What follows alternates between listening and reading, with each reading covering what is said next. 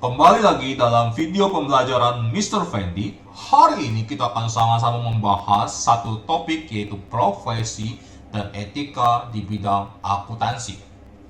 Dengan subtema, kita bagaimana mengenal profesi dan etika di bidang akuntansi. Nah, baik adik-adik semuanya, profesi adalah suatu pekerjaan yang melaksanakan tugasnya menuntut keahlian, tentu saja ya, menggunakan beberapa teknik serta dedikasi yang tinggi. Jadi kita harus perlu tahu etika profesi merupakan sikap hidup kita gitu ya, berupa keadilan untuk memberikan pelayanan profesional ya terhadap masyarakat dengan penuh ketertiban dan keahlian, tentunya sebagai pelayan terhadap kita konsumen ya, masyarakat ya. Nah, untuk memahami profesi itu akuntansi seperti apa, kita akan cermati gitu ya. Topik pembahasan kita mengenai profesi dan juga etika di bidang akuntansi. Ya, ada beberapa peta konsep yang akan kita pelajari kita hari ini adalah pertama pedoman, prosedur, dan juga aturan kerja. Kita akan sama-sama membahas juga profesi apa saja sih di bidang akuntansi. Yang ketiga, kita akan belajar etika profesi khususnya di bidang akuntansi. Dan yang terakhir, prinsip etika dari profesi akuntansi. Nah, kita akan bahas satu persatu. Sebelumnya kita akan masuk dalam pedoman kerja terlebih dahulu. Kita harus tahu tuh pedoman kerja itu apa sih gitu ya.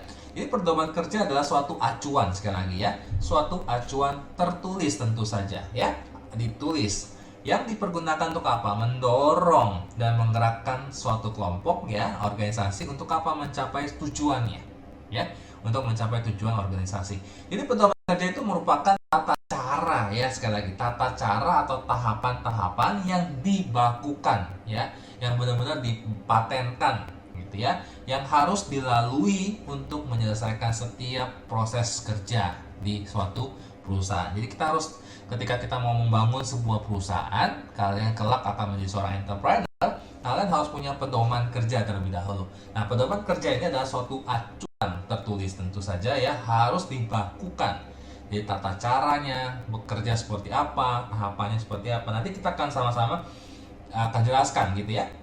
Nah, kita akan juga menjelaskan juga tentang prosedur kerja. Apa sih prosedur kerja? Prosedur kerja itu adalah rangkaian setiap tata kerja yang berkaitan satu dengan yang lain ya, sehingga menunjukkan apa? Adanya suatu urutan tahap demi tahap ya. Namanya prosedur ya, tahap demi tahap, serta jalan yang harus bagaimana dilangkahi ya, ditempuh dalam rangka menyelesaikan suatu bidang tugas tertentu ya. Jadi ketika ada bidang marketing misalkan, apa prosedur kerjanya, apa rangkaiannya gitu ya, apa tahapan demi tahapannya, itu kita harus tahu. Yang pertama itu ya, prosedur kerja. Yang kedua ada tata cara ya, tata cara kerja. Ya, tata cara kerja ini adalah cara melaksanakan kerjaan ya yang efisien atas suatu tugas. Dengan apa? Mengingat dari segi tentu tujuannya gitu ya, fasilitasnya yang ada, tenaga kerjanya ya, waktunya, ruangnya, dan biaya, semua biaya yang tersedia. Itu tata cara kerja. Nah, yang ketiga ada sistem kerja. Nah, sistem kerja adalah suatu rangkaian, tentu saja ya, suatu rangkaian tata kerja dan prosedur kerja tadi ya. Jadi ada tata kerja sama prosedur kerja yang kemudian membentuk gitu ya, membentuk suatu kebulatan pola. Ada polanya, ada patternnya, dalam rangka apa? Melaksanakan suatu bidang pekerjaan. Jadi ada prosedur kerja, ada tata cara kerja, ada juga sistem kerja. Jadi kalau begitu tujuan dibentuk pedoman kerja itu tadi apa gitu ya. Nah, tujuan dibentuknya pedoman kerja itu yang pertama saya akan jelaskan gitu ya. Kita harus jelaskan perannya apa, fungsi setiap posisi demi posisi. Kita sebagai customer service posisinya apa, perannya apa, fungsinya apa gitu ya, di setiap posisi-posisi dalam sebuah usaha, perusahaan gitu ya. Yang kedua, kita harus memperjelas sekali lagi aturan ya, alur tugasnya, wewenangnya, sampai sejauh mana kita berperan gitu ya dalam suatu perusahaan. Tugas saya apa, tanggung jawab saya apa sebagai pegawai ya, itu yang pertama ya. Yang kedua ya. Nah, yang ketiga, melindungi unit kerja tentu saja ya. Ada bidang marketing, ada bidang finance, dia harus dilindungi dengan segala tata aturannya. Kenapa? Ada pedomannya, pedoman kerjanya, pegawai dari kesalahan administrasi. Kalau misalkan suatu saat nanti karyawannya berbuat kesalahan atau tidak melakukan kesalahan, ada pedoman yang harus diacunya gitu ya. Yang keempat apa? Menghindari, seringkali menghindari ada kesalahan, keraguan, duplikasi gitu ya. Nah, itu semuanya. Dan terakhir itu adalah mempelancar ya, tentunya mempelajari tugas karyawan kita gitu ya. Dan tentu yang paling terakhir nih, sebagai pedoman kita itu sebagai dasar hukum dalam suatu perusahaan, agar kalau suatu waktu kalau misalnya terjadi penyimpangan, nah kita bisa mengeluarkan pedoman kerja, gitu ya. Nah itu tadi ya. Nah sekarang kita masuk dalam aturan-aturan kerja. Oke. Nah aturan-aturan kerja juga sama ya. Aturan kerja itu peraturan yang dibuat secara tertulis oleh perusahaan, sekali lagi ya, aturan yang dibuat secara tertulis oleh perusahaan ya. Hal-hal yang membuat hal-hal umumnya yang mengenai tentang perilaku dalam bekerja ya. Aturan kerja berlaku bagi semua karyawan nih, semua unsur yang terlibat pokoknya dalam perusahaan itu ya, mau dia pemimpin ya, mau dia atasan langsung dari pegawai itu, semuanya diatur gitu ya dalam aturan kerja, disesuaikan dengan peraturan dari setiap departemen tenaga kerja maupun juga bidang-bidang yang ada gitu ya. Nah nanti kita akan membahas nih beberapa aturan-aturan kerja gitu ya di suatu perusahaan. Yang pertama itu adalah waktu dan kehadiran kerja. Nah ini penting nih aturan kerja yang harus kalian ketahui. Di suatu saat nanti ketika kalian membuat suatu perusahaan, kamu tahu aturan kerja dan kamu bisa membuat aturan kerja ini. Yang pertama dari segi waktu dan kehadiran kerja. Apa saja yang kita harus perhatikan? Yang pertama adalah penetapan waktu kerja, tentu saja ya. Kita harus tetapkan waktu kerjanya didasarkan apa? Kebutuhan setiap perusahaan berbeda-beda ya. Ada yang jam 9 ya sampai jam 5, ada yang jam 8 mulainya gitu ya. Berbeda-beda ya. Mungkin di sekolah mungkin dari jam 6 gitu kan, atau jam 7. Jadi setiap penetapan waktu kerja itu didasarkan kebutuhan setiap perusahaan, dengan tentu memperhatikan peraturan undang-undang yang berlaku di Indonesia ya. Itu yang kedua, apa yang kita perlu perhatikan. Yang kedua adalah waktu kerja di perusahaan itu minimal ya 6 hari ya dalam satu minggu ya, minimal atau maksimal lah ya 6 hari dalam satu minggu. Yang ketiga, jam kerja di perusahaan itu apa? Berapa lama? 7 jam ya, 7 jam sehari. Oke, makanya kalau misalkan mulai dari jam 9 sampai jam 5 gitu ya, tentu 40 jam seminggu, benar ya, 40 jam seminggu. Nah jadi kita harus sesuaikan dengan kebutuhan kita, perusahaan kita. Nah yang terakhir ada jam istirahat itu tidak diperhitungkan gitu ya sebagai jam kerja. Makanya kenapa jam 9 sampai jam 5 kalau kita hitung gitu ya, itu 7 jam ya. 1 jamnya itu jam istirahat tidak dihitung sebagai jam kerja. Nah berikutnya kita akan membahas aturan kerja. Yang kedua adalah pakaian seragam. Ini seringkali banyak sekali perusahaan-perusahaan yang mempunyai pakaian seragam yang berbeda-beda. Nah pegawai karyawan tuh diharuskan gitu ya memakai pakaian kerja, tentu saja ya sesuai dengan yang ditentukan oleh perusahaan ya. Nah pakaian kerja ini disediakan oleh perusahaan untuk setiap periode waktu kerja tertentu ya, sesuai dengan standar kualitas kelengkapan kerja yang berlaku sesuai dengan peraturan itu sendiri ya. Nah yang ketiga apa? Setiap karyawan itu harus dapat pakaian kerja yang diwajibkan mengenakan selama waktu kerja ya. Jadi kalau misalkan selama ada yang hari Senin pakai baju batik misalkan, hari Selasa harus pakaian dinas gitu kan. Nah itu setiap karyawan harus mendapatkan pakaian kerja yang diwajibkan mengenakan selama waktu kerja. Kemudian apa lagi? Pada waktu kerja ya, waktu kita kerja ya, karyawan diwajibkan mengenakan pakaian yang rapi tentu saja dan sopan yang sesuai dengan aturan di perusahaan itu. Misalkan kalau tidak ada aturan kewajiban memakai pakaian seragam, tapi harus gitu ya, karyawan diwajibkan mengenakan pakaian yang rapi dan juga sopan. Nah itu yang kedua. Yang ketiga kita akan belajar bagaimana keselamatan. Kita harus perhatikan keselamatan dan juga kesehatan kerja karyawan. Jadi setiap karyawan tuh diwajibkan untuk menjaga ya, tentunya menjaga keamanan, tentu saja ya, ketertiban, baik kebersihan gitu ya, keselamatan kerja sekalipun gitu ya di lingkungan kerjanya. Jadi kalau karyawan gitu menemukan hal-hal yang dapat membahayakan keselamatan dirinya gitu ya, atau karyawan atau perusahaan itu harus segera lapor kepada atasan kalau ada yang membahayakan dirinya. Jadi kalau misalkan kamu kerja di kantor tiba-tiba atapnya misalkan sudah mulai goyang gitu ya, nah kita harus lapor gitu bahwa itu yang akan membahayakan keselamatan dia ya, karyawan itu. Nah setiap karyawan itu wajib mempergunakan peralatan keselamatan kerja. Kalau misalkan di pabrik gitu ya, kalau misalkan di toko bangunan gitu, bangunan gitu ya, sedang membangun rumah gitu, dia wajib memakai peralatan kerja ya, mematuhi setiap ketentuan aturan-aturan demi apa, keselamatan dan juga perlindungan kerja yang berlaku. Jadi setiap karyawan tuh wajib tuh memelihara kelengkapan kerjanya gitu ya, milik perusahaan, baik dengan baik maupun juga dengan teliti tentu saja. Dan tentu karyawan nggak boleh bawa pulang tuh, memindahkan atau meminjamkan alat-alat perlengkapan milik perusahaan tentu saja tanpa izin dari yang berwenang. Nah, itu kita harus perlu ketahui ya tentang keselamatan dan kesehatan kerja. Nah, yang keempat kita akan belajar tentang kewajiban pokok. Apa saja sih kewajiban pokok karyawan gitu ya? Yang pertama, setiap karyawan tuh wajib, tentu saja wajib melaksanakan aturan ya, perintah dari atasan. Ya, ketika kamu sudah masuk dalam suatu perusahaan, kamu harus wajib patuh gitu ya, perintah atasan dengan penuh tanggung jawab. Yang kemudian yang kedua Pak, kita harus taat dengan peraturan-peraturan yang sudah dibuat oleh perusahaan serta ketentuan yang berlaku. Kalau misalkan aturannya misalkan tidak boleh telat dari sampai jam 7 gitu ya. Jam 7.01 udah terlambat, berarti kamu harus datang lebih awal gitu ya. Pulang juga ditentukan, misalkan aturan nggak boleh lebih dari jam 3 misalkan. Berarti kita harus lebih dong dari jam 3, nggak boleh kurang dari jam 3 ya kan. Jadi kita harus menaati setiap aturan-aturan perusahaan ya. Yang ketiga kita apa? Kita harus memberikan setiap keterangan apapun gitu ya yang sejujur-jujurnya ya mengenai pekerjaan kepada perusahaan dengan apa ya, memperbaiki hubungan gitu ya, untuk memperbaiki hubungan dengan tugasnya gitu ya, ada hubungannya. Kemudian kita harus menyimpan, menjaga rahasia. Nah, ini penting nih, wajib nih ya. Kalau kamu jadi sebagai karyawan, kamu wajib simpan, jaga setiap kerahasiaan, semua keterangan tentang isi dalam pelaksanaan pekerjaan kalian ya.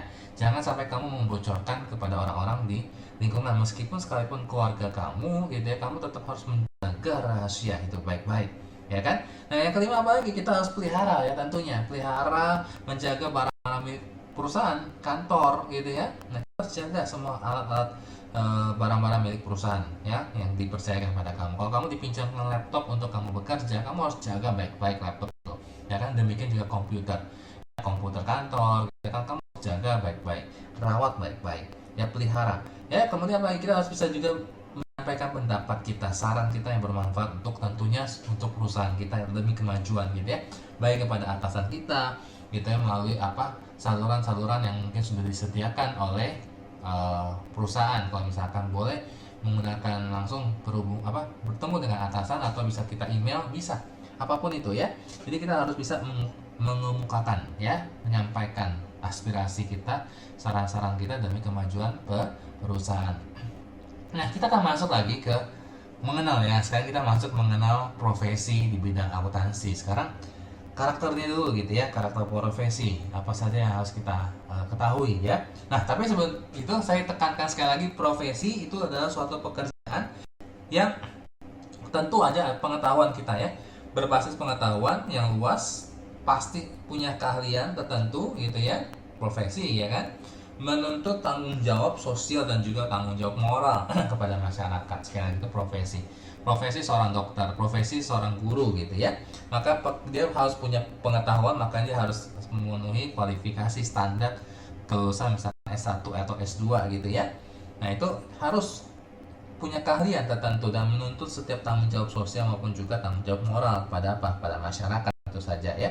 Jadi seseorang yang kalau kamu pengen menekuni suatu profesi tertentu, itu disebut dengan profesional. Makanya ya, kami seringkali disebut, wah dia orangnya profesional banget ya.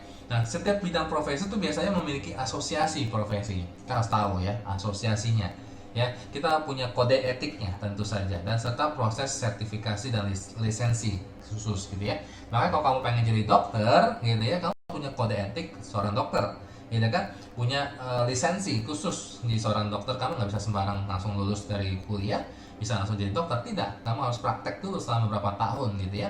Kamu harus jadi koas gitu kan, baru kamu nanti ujian sertifikasinya. Nah, itu dia disebut dengan profesi ya. Jadi profesional itu harus diasumsikan punya pengetahuan tentu saja di bidang teori gitu ya, dan juga punya keterampilan nih ya, punya skill gitu ya, berdasarkan pengetahuan yang kamu miliki setiap berbeda-beda. Nah, kita harus tahu karakteristik itu ya seorang profesional itu apa gitu ya. Yang pertama, dia punya keahlian dan keterampilan khusus nih ya. Dia harus punya keahlian dan keterampilan khusus. Jadi profesi itu telah menjadi bagian yang membentuk identitas dirinya sendiri, diri kalian sendiri. Ya, nggak bisa dipisahkan tuh dari profesi ya. Harus punya ahli, punya terampil ya di bidang khusus tertentu gitu ya. Nah, yang kedua adalah memiliki komitmen moral yang tinggi. Itu penting sekali. Biasanya itu dituangkan di dalam setiap aturan-aturan yang ada dari perusahaan gitu ya, sebagai pegangan ya, bagi setiap orang yang yang menjalankan profesi itu yang bersangkutan. Misalnya kalau menjadi seorang dokter harus ada intinya komitmen yang moral tinggi. Nah, harus punya izin pasti ya, harus punya izin khusus gitu ya, yang menandakan bahwa orang itu gitu ya, kalian memegang izin untuk mempunyai keahlian itu, punya keterampilan itu, ada ujiannya ya kan, dan juga serta ada komitmen moral tadi ya yang diandalkan gitu ya, dan bisa kita percaya. Jadi dengan adanya izin, kita izin praktek ya kan, kalian kalau mau jadi dokter anak, dokter umum harus punya izin praktek gitu ya. Tujuannya untuk apa sih? Melindungi masyarakat ya, orang-orang di sekitar kita konsumen kita, dari setiap pelaksanaan profesi yang kita lakukan. Kalau misalkan ada yang menyimpang gitu kan, kita tahu nih itu punya izin khusus atau tidak gitu kan. Nah, yang terakhir tuh, anggota biasanya menjadi anggota dari organisasi profesi. Pasti dia harus menjadi anggota di organisasi profesi tertentu gitu ya, dengan tugas apa? Yang menjaga standar keahlian tentunya, keterampilan yang dia miliki supaya tidak dilanggar gitu ya, agar kepentingan masyarakat konsumen itu tidak dirugikan gara-gara profesi kita. Jadi profesi itu merupakan bagian dari pekerjaan ya, tetapi tidak semua pekerjaan adalah profesi. Sekali lagi ya, saya ulangi, profesi merupakan bagian dari pekerjaan ya. Profesi merupakan bagian dari pekerjaan, tetapi tidak semua pekerjaan adalah profesi. Sebagai contoh, saya kasih contoh deh ya, pekerjaan misalkan staff admin gitu ya, administrasi gitu ya, tidak termasuk sebagai golongan yang profesi gitu ya. Kenapa? Karena staff admin itu biasa diangkat dari berbagai latar belakang pendidikan. Ada yang mau SMA, ada yang mau S1 gitu, D3, pengetahuan semua, baik di ekonomi, dia mau masuk ke perpustakaan, di bidang politik ya, sosial gitu ya, pengalaman gitu ya. Jadi ada itu tidak dilatar dengan sebutan profesi ya. Kalau akuntan merupakan profesi ya, akuntan gitu ya. Karena seseorang itu bekerja, akuntan, dan orang yang bekerja sebagai akuntan harus punya pendidikan akuntansi ya, memiliki pengalaman kerja tentunya, harus punya praktek kerjanya beberapa tahun di akuntan publik gitu ya, kantor akuntan juga gitu ya. Jadi kata kunci profesi adalah punya keahlian, sekali lagi, punya keahlian, punya keterampilan, serta pengetahuan yang luas, harus itu ya, punya keahlian, keterampilan, dan pengetahuan yang luas. Nah, kita akan bahas satu-satu akuntan publik ya. Apa itu akuntan publik ya? Publik akuntan. Akuntan publik itu biasanya disebut dengan akuntan ekstern ya, biasanya ya sebutan nama itu ya, atau disebut dengan akuntan yang mendapatkan izin dari Menteri Keuangan ya. Harus ada izinnya dari Menteri Keuangan untuk apa? Bisa memberikan layanan jasa akuntan publik ya. Nah, biasa profesi ini harus lulusan sarjana S1 jurusan akuntansi tentu saja ya, minimal ya, punya kemauan dan juga kemampuan untuk menjadi seorang akuntan. Biasanya kalau kamu jadi profesi akuntan gitu ya, harus melalui 2 tahapan pada dasarnya gitu ya. Misalkan melalui proses sertifikasi dan ujiannya, yaitu profesi sertifikasi pendidikan profesi akuntan PPA biasanya ya, dan juga ujian sertifikasi akuntansi publik atau USAP disebutnya ya. Ujian harus ada ujian sertifikasinya. Nah, pendidikan profesi akuntan atau PPA itu lebih fokus pada apa? Pengujian tingkat kompetensi lulusan setiap S1 jurusan akuntansi. Gitu ya. Baik dari penguasaan pengetahuan gitu ya, apa performance-nya gitu ya, atau sikapnya sebagai penyandang gelar akuntan. Jadi dengan demikian, setiap program pendidikan profesi akuntan gitu ya, atau PPA ini memperoleh gelar akuntan. Demikian juga ujian sertifikasi tadi, ujian sertifikasi akuntan publik itu hanya ditujukan pada mereka-mereka yang telah menyandang gelar akuntan ya, sudah menyandang gelar akuntan dan mampu mengembangkan dirinya lagi sebagai akuntan publik ya. Tadi atau akuntan sudah ya, tadi kalau misalkan kamu mau mendapatkan gelar akuntan, kamu harus mengikuti pendidikan profesi akuntan terlebih dahulu. Baru kamu masuk ke ujian sertifikasi akuntan publik kalau kamu mau menjadi akuntan publik ya, mengembangkan diri menjadi akuntan publik. Jadi mampu melewati setiap tahap demi tahap yang harus dilalui setiap sertifikasi sebagai seorang akuntan publik gitu ya. Tapi enaknya akuntan publik ini ya, bekerja secara bebas nih, tanpa ada tekanan. Sebab apa? Karena profesi ini menyediakan jasa kepada masyarakat tuh memerlukan kepercayaan justru dari masyarakat ya kan, yang dilayaninya. Jadi pada umumnya masyarakat itu menyandang profesi akuntan ya sebagai seorang yang profesional, dibayar mahal tentu saja ya kan. Nah, orang-orang konsumen masyarakat punya pandangan, punya persepsi bahwa seorang akuntan itu telah memenuhi syarat dan standar tata nilai yang berlaku di dalam profesi akuntansi. Nggak mudah, dia harus melalui bertahap-tahap gitu ya. Nah, kepercayaan masyarakat itu terhadap mutu jasa akuntan publik itu akan lebih tinggi itu ya jika profesi itu menerapkan standar mutu yang tinggi. Jadi jangan sampai kita langgar kalau kamu mau mendapatkan gelar profesi akuntan publik. Nah, apa saja itu ya, setiap akuntan publik tuh bisa bermacam-macam gitu ya, memberikan jasa apa saja ya, jasa melakukan pemeriksaan laporan keuangan ya kan, memberikan jasa akuntansi perpajakan, apalagi banyak ya, memberikan jasa konsultasi akuntansi gitu ya, manajemen, jasa asuransi, bisa jasa administrasi gitu ya. Apa sih jasa administrasi? Jasa administrasi itu ada audit ya, review prosedur yang disepakati misalkan gitu ya. Nah, itu bisa. Jasa non asuransi juga bisa ya kan, dilakukan oleh jasa akuntan publik ya. Ya. Jadi karir seorang akuntan publik itu apa saja sih jenjang-jenjangnya ya, kalau kalian pengen tahu.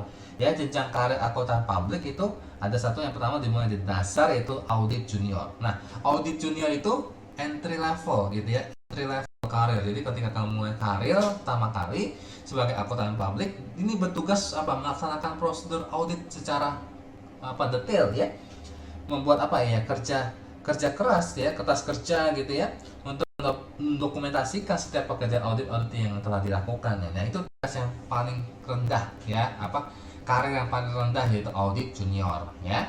Kemudian kalau kalian sudah melewati tahap audit junior, kalian akan naik level, yaitu sebagai audit senior. Nah, audit senior ini saya bertugas untuk melaksanakan audit biasanya ya, berkoordinasi dengan setiap pekerjaan lapangan gitu ya, bertanggung jawab atas pekerjaan lapangan juga ya, mengusahakan efisiensi, pokoknya waktunya lebih cepat, lebih baik gitu ya, sesuai dengan rencana yang ditetapkan gitu ya. Bahkan dia bisa mereview nih pekerjaan auditor junior tuh benar atau enggak gitu ya. Nah, masih ingat kan tadi audit junior tuh ngapain prosedurnya? Jadi membuat kertas kerja untuk dokumentasi, pokoknya mendokumentasikan, mengumpulkan setiap pekerjaan audit yang telah dilakukan. Nah, dia bisa mereview nih pekerjaan auditor junior ya. Nah, biasanya jenjang audit senior ini perlu waktu nih 2-5 tahun nih di audit senior ini. Ya, ketika dia berhasil bertahan sampai 5 tahun, audit senior ini bisa naik level menjadi manajer audit. Nah, manajer audit itu biasanya bertugas membantu auditor senior gitu ya, auditor senior melaksanakan atau merencanakan program-program yang ada, waktu auditnya kapan, dia review atas setiap kertas kerja, laporan audit yang telah dibuat, manajemen letter biasanya gitu ya. Nah, biasanya lebih berhubungan dengan pada klien-klien gitu. Nah, kalian harus bertahan di dalam manajemen audit itu kurang lebih 5-10 tahun lamanya masa kerja untuk menjadi melalui jenjang auditor senior gitu ya. Nah, ketika kita masuk dalam manajer audit, kita akan bisa jadi partner. Partner itu adalah pemilik ya. Sekarang kalau punya pemilik kantor akuntan publik, kamu bisa ya, kamu sebagai partner gitu sebutannya ya kan. Nah, bertanggung jawab secara keseluruhan semuanya tentang auditing ya, terlibat pengambilan setiap keputusan yang ada gitu ya. Makanya disebut dengan entrepreneur nih ya, mengambil keputusan audit gitu ya, serta menjelaskan setiap proses audit dalam melayani setiap klien-klien yang ada di perusahaan yang lain, yang luar gitu ya, memberikan kita project ini gitu ya. Maka partner merupakan karir puncak profesi akuntan publik yang tertinggi gitu ya. Masa kerja itu dibutuhkan untuk menjadi partner biasanya kurang lebih 10 tahun ke atas tuh gitu ya. Bisa diandalkan sebagai partner, bisa mendirikan pemilik dari kantor akuntan publik, setelah pasti harusnya melalui jenjang manajer audit tentunya terlebih dahulu ya kan.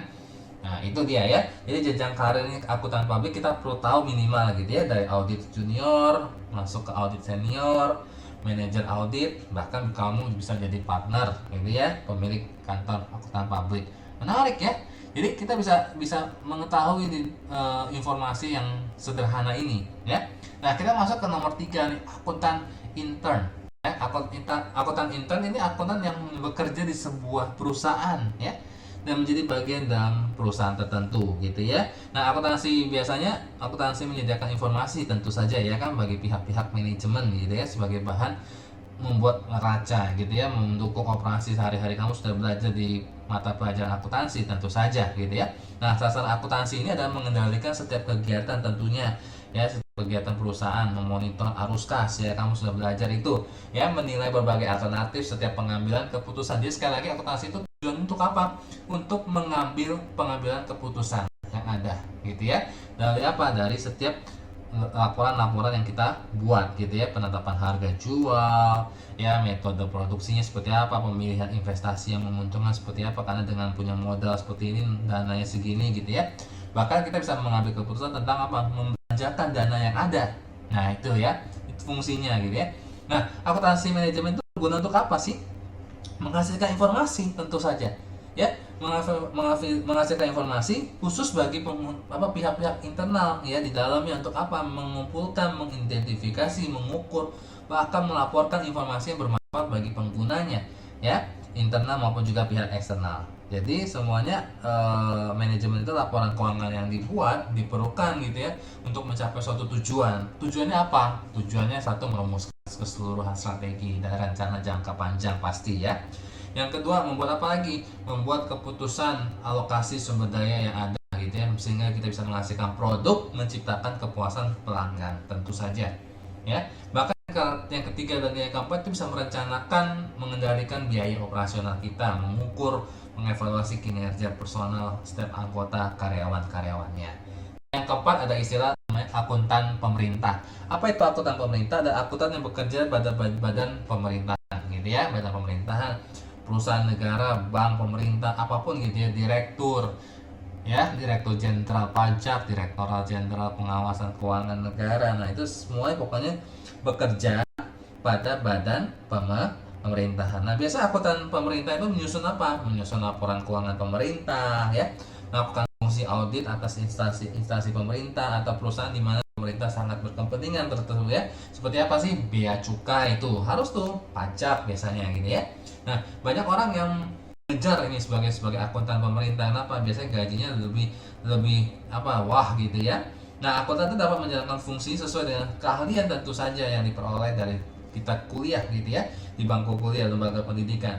Jadi harus tugas dan tanggung jawabnya tentu saja harus, ya, akuntan pemerintah ini diatur oleh undang-undang, ya kan? Diatur oleh undang-undang.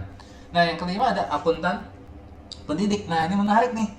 Ada akuntan pendidik juga, profesi di bidang akuntan pendidik itu akuntan yang bertugas dalam pendidikan akuntansi. Seperti apa? Mengajarkan, dapat guru akuntansi, gitu ya, mengajar, menyusun kurikulum, ya kan, melakukan penelitian di bidang akuntansi. Jadi nggak hanya kita kerja di kantor publik, nggak kerja di perusahaan saja atau di kantor pemerintahan, tapi juga bisa bekerja sebagai di kampus ataupun di sekolah, ya kan, sebagai guru atau dosen, bisa disebut dengan akuntan pendidik. Nah, akuntan pendidik itu juga memerlukan penelitian, ya, suatu isu permasalahan apa saja sih yang berkembang dalam dunia akuntansi, ya kan. Nah, tentu saja kalau kamu mau jadi dosen di bidang akuntan pendidik ini melaksanakan tugas apa? Tridharma perguruan tinggi. Apa saja itu? Tri kan tiga, ya, tiga dharma perguruan tinggi, yaitu apa? Kita ngajar, pengajaran yang pertama. Yang kedua, kita harus melakukan penelitian apa saja yang berhubungan, gitu, yang sedang berkembang dalam dunia akuntansi. Dan yang terakhir, harus kita mengabdi kepada masyarakat, ya kan, pengabdian kepada masyarakat. Nah, pengajaran itu merupakan tugas utama, betul, sebagai seorang akuntan pendidik, ya. Tugas seorang akuntan pendidik selain mengajar, melakukan penelitian dan juga melakukan pengabdian kepada masyarakat untuk sebagai sarana komunikasi dengan masyarakat luas, ya. Menarik nih. Itu ada 5 akuntansi, profesi akuntansi di bidang. Nah, satu lagi nih, ada akuntansi pajak, akuntan pajak, gitu ya, yaitu akuntan yang bertugas untuk menghitung pajak perusahaan, ya, serta menganalisis dan memberikan saran bagaimana seharusnya bertransaksi itu dilakukan agar apa? Pajak yang dibayarkan seminimal mungkin, ya, pajak yang dibayarkan agar lebih kecil, gitu ya, tanpa mencurangi aturan-aturan pajak yang sudah berlaku. Jadi kita banyak akuntan pajak itu juga dikejar, ya, yang diminati oleh anak-anak lulusan dari akuntansi, gitu ya. Akuntan pajak yaitu bertugas menghitung pajak, sekali lagi, perusahaan-perusahaan tertentu, serta menganalisis, memberikan saran bagaimana transaksinya itu bisa dilakukan supaya pajaknya dikecilkan, diminimalkan, tapi tidak curang, ya, tidak curang dengan peraturan-peraturan pajak yang berlaku. Nah, kita harus tahu nih etika, ya, masuk ke dalam etika profesi, ya, profesi akuntansi. Kita harus mengerti dulu apa itu etika. Etika itu dalam bahasa bahasa Inggris itu etis ya, mengandung banyak arti gitu ya. Dari segi etimologinya itu etika itu berasal dari kata etikos, itu artinya apa? Kebiasaan, ya kan, dari bahasa Yunani. Nah, jadi dengan kata itu etika sebagai sistem nilai, ya kan, sebagai kumpulan-kumpulan asas atau nilai moral yang menjiwai yang kita sudah ketahui ya, mendasari perilaku profesi tertentu. Etika juga sebagai ilmu, gitu kan, ilmu yang baik yang buruk disebut dengan filsafat moral, ya kan. Nah, itu kita harus perlu ketahui lah ya. Jadi etika yang dimaksud dalam pembahasan ini adalah etika yang sebagai kode etik yang dilatar belakangi tuntutan agar setiap profesi mendasarkan diri pada kumpulan asas atau nilai-nilai moral ya, nilai-nilai moral yang ada. Oke. Nah, dalam kaitannya pembahasan dalam bab ini gitu ya, etika yang dimaksudkan itu tadi ya, kode etik ya, dilatar belakangi tuntutan agar nilai setiap profesi mendasarkan diri pada kumpulan asas atau nilai-nilai moral. Tujuannya apa sih? Ya, tujuannya agar dapat menjalani profesi masyarakat tidak dirugikan ya, tapi diuntungkan adanya etika. Nah, apa itu etika profesi? Ya kan, etika profesi adalah standar perilaku, nilai dan prinsip yang diharapkan dan diterapkan dalam suatu profesi. Ya. Jadi setiap perusahaan, organisasi, profesi pasti memiliki kode etik sekali lagi, ya, kode etik yang berbeda-beda, yang punya ciri khas, ya kan. Tapi secara umum semua perusahaan, profesi mengakui adanya prinsip utama etika profesi. Apa saja? Pasti banyak ya. Prinsip-prinsip utama etika profesi akuntansi. Yang pertama, bertanggung jawab terhadap pelaksanaan pekerjaan dan pencapaian hasil, ya. Bertanggung jawab terhadap pelaksanaan kerja dan pencapaian hasilnya. Yang kedua, bertanggung jawab terhadap apa? Dampak karyanya dari profesi itu, ya. Nah, yang ketiga apa? Menuntut kaum profesional gitu ya, untuk apa? Bersikap seadil-adil mungkin dan tidak memihak kepada siapapun dalam menjalankan profesinya. Ya, tidak menyimpang lah ya. Tidak, saya lebih karena dia teman, karena dia hopeng saya gitu ya, saya udahlah saya cincai lah. Nggak bisa, karena ketika dia punya kode etik, ya punya etika profesi, dia harus menuntut profesional gitu ya, seadil-adil mungkin, meskipun dia teman, meskipun dia keluarga, tidak bisa ya, harus adil, tidak memihak kepada siapapun untuk menjalankan profesinya. Terakhir, punya apa ya, daerah kerja ya, punya daerah kerja ya. Jadi ini belum saya ubah, jadi memiliki apa ya, daerah kerja tertentu gitu ya, diberikan kebebasan pokoknya lah dalam menjalankan profesinya ya. Jadi oleh setiap organisasi profesi itulah etika profesi itu diterjemahkan lah dalam aturan-aturan yang tertulis, ya kan. Tentu saja disebut dengan apa? Kode etik. Harus di apa ya, diterjemahkan, ditertulis ya, aturan-aturan itu gitu ya, sebagai kode of conduct ya, kode etik profesi. Nah, kode etik profesi itu sistem norma, nilai, sekali lagi saya ulangi, norma, nilai, aturan profesi tertulis yang secara tegas tentu saja, ya kan, menyatakan apa yang benar dan baik, apa yang tidak benar dan tidak baik, gitu kan, harus tuh bagi profesional. Contohnya apa sih? Kode etik Ikatan Akuntansi Indonesia, IAI, ya kan, Ikatan Akuntan Indonesia, ya, punya pedoman-pedoman khusus gitu ya, petunjuk-petunjuk tingkah laku harus bagaimana sih seorang akuntan itu bekerja menjalankan tugas profesionalnya. Makanya ada tujuannya, ya kan, tujuan kode etik profesi, ya kan, harus ada tujuan kode etik profesi. Apa tujuannya? Yang pertama, menjunjung tinggi martabat dan citra profesi, ya. Yang kedua apa? Menjaga dan memelihara kesejahteraan para anggotanya. Yang ketiga apa? Meningkatkan pengabdian kita sebagai anggota profesi. Yang terakhir nih, harus meningkatkan mutu profesi, ya. Jadi pertama, kode etik itu bermaksud untuk apa? Melindungi, sekali lagi, menjaga, melindungi masyarakat dari semua kemungkinan-kemungkinan yang bisa dirugikan, ya, didirikan atau atas kelalaian baik yang dilakukan secara sengaja maupun juga nggak disengaja nih oleh kaum yang orang-orang profesional itu. Nah, yang kedua, kode etik itu apa sih tujuannya? Melindungi, sekali lagi ya. Pertama itu melindungi, yang kedua juga melindungi apa? Keseluruhan profesi tersebut. Ya, yang tadi melindungi masyarakat, yang sekarang kita melindungi apa? Orang-orang yang menjalankan profesi tersebut dari apa? Perilaku buruk orang-orang tertentu ya, yang mengaku dirinya profesional gitu ya. Wah, saya orangnya profesional, saya coach, saya pelatih, saya profesional. Tapi dia harus punya kode etik. Nah, kode etiknya melindungi diri dia supaya tidak menyimpang gitu ya, melakukan perilaku-perilaku yang buruk ya, yang mengaku-ngaku bahwa dirinya adalah orang yang profesional. Nah, fungsinya apa? Fungsinya ya, kita harus tahu fungsi kode etik. Satu, memberikan pedoman ya tadi ya, punya pedoman setiap anggota profesinya tentang prinsip-prinsip profesional yang harus dijalankan. Yang kedua apa? Sarana kontrol ya, pasti ya bisa sebagai alat kontrol sosial bagi masyarakat. Wah, ini seorang masa akuntan kayak begini orangnya gitu ya, tidak punya moral, tidak punya etika gitu kan. Nanti punya sarana kontrol dari masyarakat gitu ya atas profesi yang dilakukan. Yang ketiga, mencegah perilaku tidak etis. Nah, tadi dia melakukan pencegahan perilaku yang tidak etis di kalangan profesional, misalkan dia ada asusila dan segala macam gitu ya. Nah, itu yang melanggar kode etik. Yang keempat, merupakan dukungan yang sangat berharga bagi setiap profesional yang ingin bertindak secara etis dalam menjalankan tugas-tugasnya. Betul ya, jadi bisa mendukung tuh dengan mengetahui sanksi-sanksi apa saja yang tertera gitu ya, dijerat gitu ya. Setiap jenis pelanggaran, profesional pasti akan berpikir 2 kali tuh, ya enggak, untuk melakukan pelanggaran.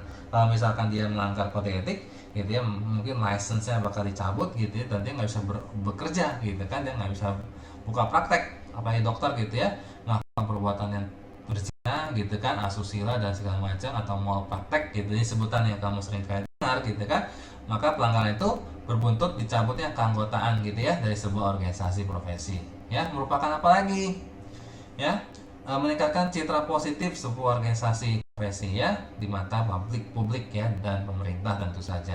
Nah, citra positif ini sangat penting nih untuk mendapatkan kepercayaan publik, sehingga kita bisa diundang lagi untuk dikasih proyek lagi, itu kan sangat penting ya kan.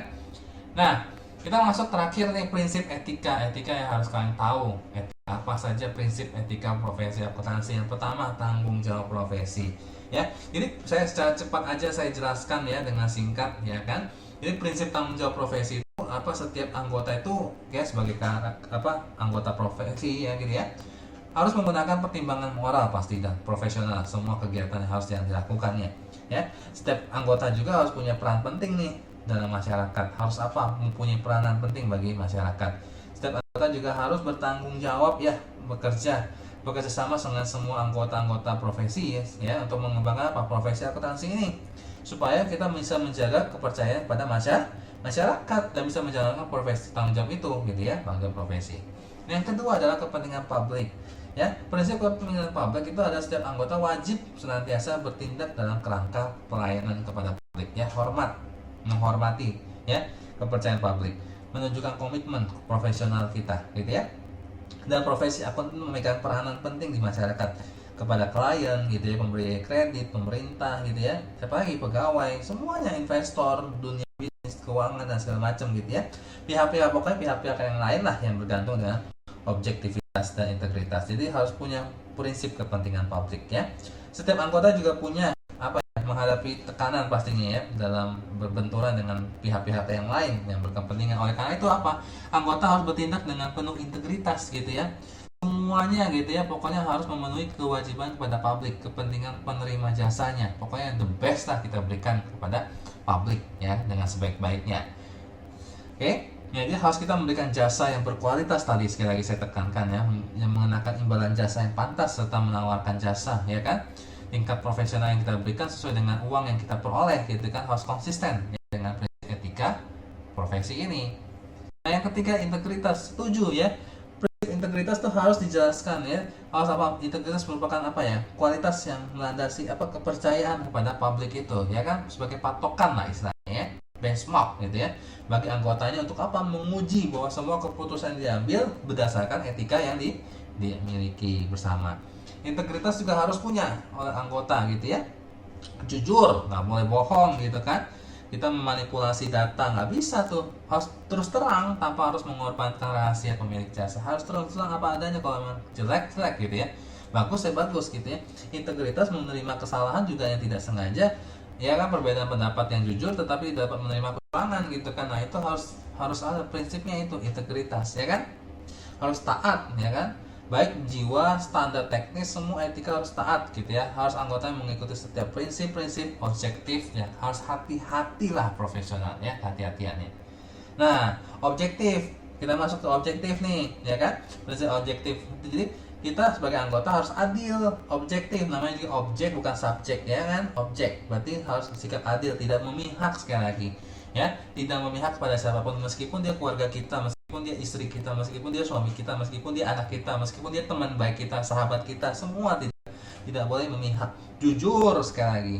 Ya, tidak berprasangka buruk gitu ya, atau bias gitu ya, bebas benturan atau kepentingan asas kepentingan siapapun gitu ya, tidak dipengaruhi ya.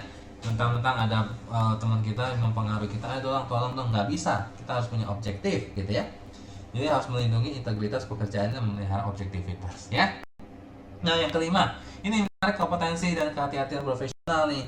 Jadi harus menjaga benar-benar melaksanakan jasa profesional dengan hati-hati kayak gitu ya. Kalau kamu mau jadi dokter gitu ya, harus hati-hati menjaga etika profesi kamu, kode etik ya seorang dokter gitu ya. Kompetensi kamu, ketekunan kamu gitu ya. Makanya ilmu-ilmu yang kamu gunakan kamu jangan sampai salah gitu kan.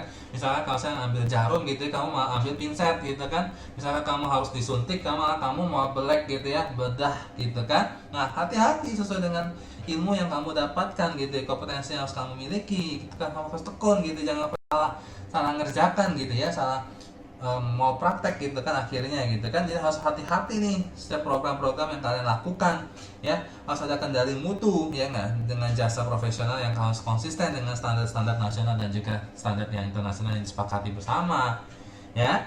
Dia harus bisa menyerahkan kepada project, menyerahkan pada klien gitu ya, kepada pihak-pihak yang lain, harus punya kompetensi gitu ya. Anggotanya juga harus tekun nih memenuhi tanggung jawabnya kepada penerima jasa ya. Sekali lagi, kehati-hatian profesi itu mengharuskan kita sebagai anggota untuk apa? Mengawasi secara sesama setiap kegiatan profesional gitu yang kita lakukan. Nah, yang keenam, kita harus menjaga prinsip kerahasiaan gitu ya.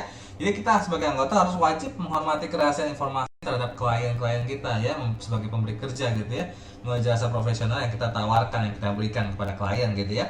Jadi rahasia harus dijaga oleh anggota, kecuali sekali lagi ya, kerahasiaan itu bisa kita keluarkan kecuali ada persetujuan khusus yang telah diberikan atau ditetapkan bersama ya, baik yang legal maupun yang profesional. Nah, kita sebagai anggota juga punya kewajiban untuk memastikan bahwa sistem staf karyawan kita nih di bawah pengawasan kita, orang-orang yang kita minta nasihat itu juga harus menghormati prinsip kerahasiaan ya. Jadi kerahasiaan ini tidak semata-mata masalah mengungkapkan informasi saja gitu ya, kita bocorkan sesuatu, enggak. Kerahasiaan itu juga mengharuskan anggota kita memperoleh informasi selama melakukan jasa profesional, tidak menggunakan atau tidak terlihat menggunakan informasi tersebut untuk keuntungan apa pribadi. Jadi kita dapat data karyawan, misalkan nomor teleponnya, misalkan tidak untuk keuntungan pribadi, kita bisa prospek bisnis yang lain, enggak gitu ya. Tidak bisa kayak begitu. Kita karena memegang kode etik kerahasiaan itu ya. Jadi anggota itu punya akses nih terhadap informasi semua kerahasiaan tentang penerima jasa, tidak boleh diungkapkannya ke publik gitu ya, tidak bisa boleh bocor, kita tidak boleh jual gitu ya. Nah, seringkali kita kayak gitu ya, diteleponin sama pihak-pihak asuransi gitu ya, pihak-pihak yang lain. Nah, padahal kita nggak memberikan nomor telepon kita kepada mereka. Nah, itu hati-hati tuh. Itu tidak punya kode etik namanya, ya, berbahaya. Tidak punya kode etik, jadi nomor telepon kita bisa disalahgunakan oleh orang-orang lain, bisa aja dijual kepada data-data yang lain. Nah, itu hati-hati. Baik bank gitu ya, bank-bank tuh banyak yang melakukan hal itu, kecurangan-kecurangan itu, kode etik rahasia itu. Makanya ketika kamu ditelepon, tembak langsung, kamu dapat nomor telepon saya dari mana, ya? Karena kenapa? Kode etik itu tidak kerahasiaannya ya, ingat baik-baik, dan tentu ada perilaku profesional. Jadi setiap anggota harus konsisten dengan reputasi profesi yang harus kalian jalani ya, baik menjauhi tindakan-tindakan yang dapat mendeskripsikan profesinya. Dan yang terakhir nih, standar teknis ya. Jadi setiap anggota harus melaksanakan jasa profesionalnya sesuai dengan standar teknis yang ada, standar profesional yang relevan sesuai dengan apa keahlian yang kalian jalankan, harus dilakukan dengan penuh apa? Kehati-hatian ya. Jadi setiap kita pedoman kerja kita sudah tahu, prosedur kerja kita tahu, aturan kerja kita tahu, profesi itu apa, bahkan jenis-jenis prinsip etika, kode etik yang kita harus jalankan bersama-sama, kita harus pahami betul sehingga suatu saat nanti kita tidak ditipu gitu ya, dicurangi gitu kan. Kita harus tahu, dan juga kita juga jangan berbuat curang. Kenapa? Ketika kita menjalankan suatu perusahaan, baik di bidang jasa khususnya akuntan ya, jadi kita harus benar-benar harus paham semua pedoman kerja, prinsip kerja, aturan kerja, bahkan etika ya, etika profesi itu harus benar-benar kalian jalankan. Mudah-mudahan informasi kita yang hari ini, video pembelajaran kita sangat sederhana, bisa dipahami ya. Mudah-mudahan kita masuk dalam topik berikutnya yang lebih menarik lagi ya pada pertemuan selanjutnya gitu ya, mengenai bagaimana cara kita mengelola kompetensi personal yang ada khususnya gitu ya. Nah, mudah-mudahan kita simak baik-baik video pembelajaran minggu depan. Salam entrepreneur. Kenalkan Dina, seorang ABO yang kreatif dan penuh semangat. Belakangan ini, ia belajar cara membuat dan mengedit video. Dengan ilmu barunya itu, Dina langsung ingin membuat sebuah video presentasi pendek untuk para pelanggannya. Dia juga ingin menggunakan video presentasi itu saat meeting dengan para downline ABO-nya. Dina percaya bahwa ia sudah siap membuat video tersebut dan mulai mengumpulkan bahan-bahan untuk presentasinya. Agar video lebih menarik, Dina pun ingin memasukkan sebuah lagu. Ia memilih lagu yang sedang populer yang baru saja ia beli dan download dari internet. Supaya lebih menarik lagi, Dina memutuskan memasukkan foto seorang selebriti yang ia tahu telah dikontrak oleh Amway untuk mempromosikan sebuah produk. Dina mencari gambar selebriti tersebut di internet dan memasukkannya ke dalam video. Ia memastikan untuk tidak membuat klaim apapun soal selebriti itu, selain bahwa ia adalah seorang pendukung Amway. Hebat, video Dina pun selesai sudah. Di bulan-bulan berikutnya, Dina menunjukkan video itu berkali-kali kepada para pelanggan dan downline-nya. Suatu hari, Dina menerima sebuah surat yang berisi tuntutan dari sebuah perusahaan rekaman yang memegang hak atas lagu yang digunakan di video itu. Dina tak menganggapnya serius karena ia masih menyimpan tanda terima pembelian lagu itu sebagai bukti. Beberapa minggu kemudian, ia juga menerima surat dari pengacara selebriti yang meminta agar penggunaan fotonya dihentikan. Lagi-lagi Dina mengacukannya karena ia mengira ia punya hak untuk menggunakan foto selebriti itu karena sudah dikontrak dengan Amway. Peraturan apa yang dilanggar? Kerugian apa yang diakibatkan? Bagaimana Anda dan Dina akan terbantu jika peraturan tersebut dipatuhi? Mari kita lihat.